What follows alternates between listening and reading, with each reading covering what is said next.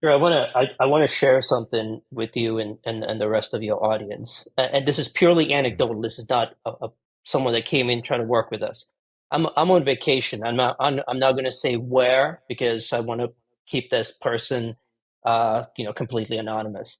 So I'm on vacation. I'm doing a food tasting tour, and a couple of guys in the military happen to be on this tour. 10 dudes.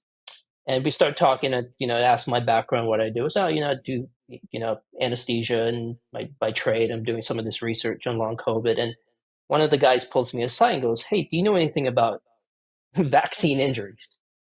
So I get a little startled because not really typically a conversation I have in public or with people in general.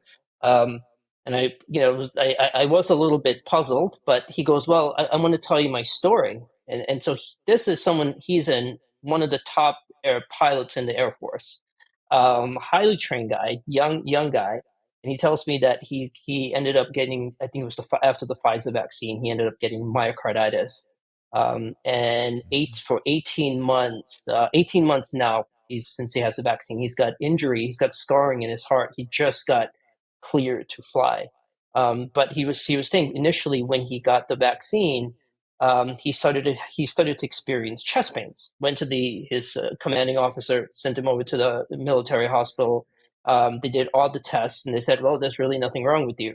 Sent him back. Now he said he was flying and still having some chest pain. Said what he was doing, he was running on a track. He said he did one of the things in his exact words. Is one of the stupidest things he did was try to like plow through it. So he was like running on a treadmill, running on a bike. He says one day he experiences a crushing chest pain. So gets on a treadmill, trying to, it's supposed to the last thing you want to do if you have a chest pain, but runs on a treadmill, tries to fight it off, and realizes something bad's happening. Calls his commanding officer, says, "I'll meet you in the military hospital."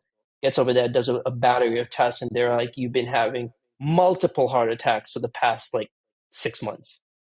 So he's been on I forget what medications he was on, but so he starts telling me about his story and how he finally just got cleared to fly, but he's got really bad scarring on his heart, and he's worried about when he leaves the